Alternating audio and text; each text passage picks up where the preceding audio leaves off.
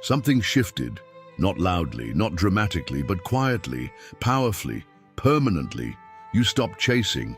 You stopped over-explaining, stopped double-texting, stopped trying to prove your worth to someone who kept acting unsure. And the moment you pulled your energy back, something inside them cracked. At first, they thought it was temporary.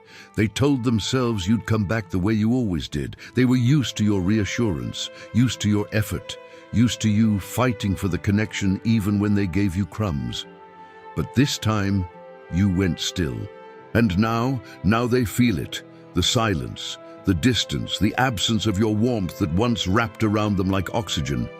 You didn't create chaos, you created space. And in that space, they are starting to lose their mind. Because the one thing they never prepared for was the day you realized your worth. 1. The power shift. They didn't expect. For so long, the balance of power leaned in their favor. You were the one checking in. You were the one smoothing conflicts. You were the one sensing distance and rushing to close the gap. And they grew comfortable. Comfortable knowing you would stay. Comfortable knowing you cared more. Comfortable knowing no matter how emotionally unavailable they acted, you would still choose them. But here's what they never understood. Your chasing wasn't weakness. It was love. And when love gets tired of being unreciprocated, it doesn't scream, it withdraws. The day you stopped chasing wasn't dramatic. You didn't announce it. You didn't threaten to leave. You just changed. Your responses became shorter, your energy calmer, your neediness disappeared, not because you stopped caring, but because you stopped begging. And that's when it hit them. They felt the shift immediately. Human beings are deeply wired to notice emotional availability. When someone who once poured into us suddenly becomes neutral, it creates psychological dissonance. The brain starts searching for reassurance. Your responses became shorter, your energy calmer, your neediness disappeared, not because you stopped caring, but because you stopped begging. And that's when it hit them. They felt the shift immediately. Human beings are deeply wired to notice emotional availability. When someone who once poured into us suddenly becomes neutral, it creates psychological dissonance. The brain starts searching for reassurance. Why aren't they reacting? Why aren't they asking where I am? Why aren't they fighting for me? And slowly the ego that once felt safe begins to panic because control feels good until it's gone. And now they can't read you anymore. And nothing unsettles someone more than losing access to the version of you that used to be predictable. 2. Silence is louder than begging. They were prepared for tears, prepared for emotional paragraphs, prepared for confrontation, prepared for you trying to convince them. They were not prepared for silence.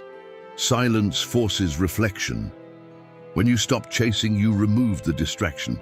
There were no more emotional reactions for them to lean on, no reassurance, no emotional labor being handed to them. Now they sit alone with their thoughts, and that's where the unraveling begins. They replay conversations, moments they dismissed, times you reached for them, and they pulled away. At night, the absence grows heavier. Your silence echoes in places your voice used to live. And here's the truth about human psychology. When someone feels they are losing something valuable, the brain reacts the same way it reacts to physical danger. Anxiety spikes, cortisol rises, urgency builds. You were once accessible. Now you feel distant, and distance activates fear. They start checking your social media, reading into your tone, overanalyzing your calmness. Because calmness from someone who once fought for you, that's terrifying. Your silence is no longer peaceful to them. It's threatening. Hey, the ego versus the heart war. Inside them, a war is happening. Their ego says, don't reach out. Stay composed. Let them come back. But their heart feels the loss. The ego is addicted to control. The heart is addicted to connection. And when you stopped chasing, you removed the ego's comfort. Now they feel exposed. They wonder if you're moving on, if someone else is giving you the attention they once took for granted, if you've emotionally detached for good. Jealousy begins creeping in, not necessarily because someone new exists, but because the possibility does. And the possibility is enough to shake them. When you were chasing, they felt secure. When you became still, they became insecure. Because suddenly, they are the one unsure. And uncertainty feels unbearable when you were once certain of someone's devotion. Or the realization phase. At some point, panic turns into realization. They start to understand something they never fully saw before. You weren't chasing because you lacked options. You were choosing them. There's a difference. And now that your energy feels self-contained, grounded, unbothered, they see your value clearly.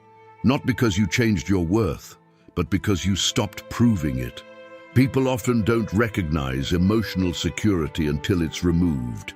You were safety, you were effort, you were consistency. And consistency feels ordinary until it's gone.